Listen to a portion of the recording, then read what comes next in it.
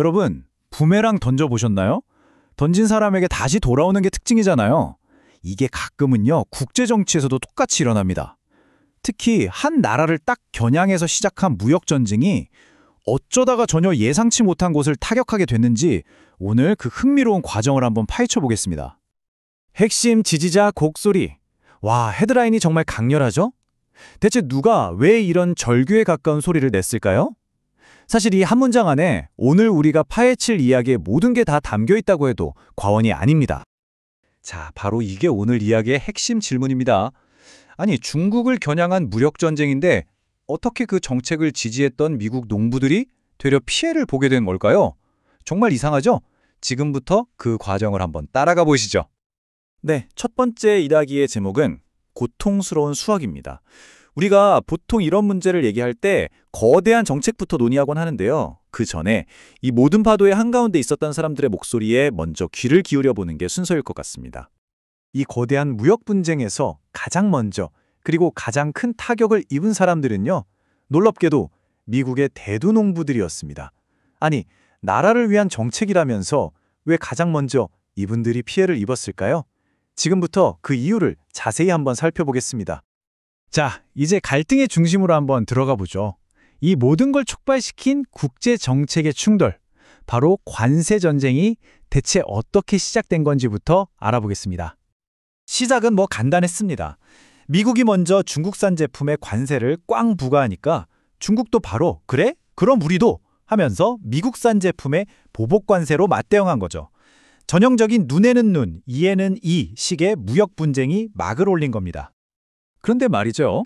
중국은 왜 수많은 품목 중에서 하필 대두를 보복 대상으로 콕 집어서 삼았을까요? 대두 압박이라는 다음 장에서 그 아주 전략적인 이유를 명확하게 알 수 있습니다. 여기서 정말 흥미로운 지점이 나옵니다. 이 무역 분쟁이 있기 전에요. 중국은 미국산 대두를 가장 많이 사들이는 그야말로 압도적인 큰선 고객이었어요. 바로 이 관계가 중국에게는 미국의 가장 아픈 곳을 찌를 수 있는 아주 강력한 무기가 되어준 셈이죠. 여기서 보복 관세가 뭔지 잠깐 짚고 갈게요. 아주 간단합니다.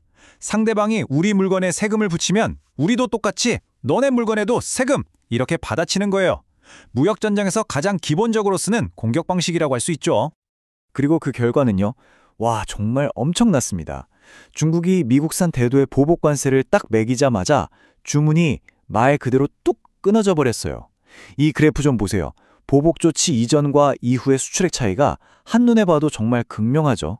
이게 바로 대두 농가들이 마주한 냉혹한 현실이었습니다. 자, 이제 이야기의 절정으로 한번 넘어가 보겠습니다. 바로 이 정책이 어떻게 부메랑처럼 되돌아와서 자기 편, 그러니까 스스로의 지지 기반을 흔들게 되었는지 그 기가 막힌 아이러니를 한번 살펴보시죠.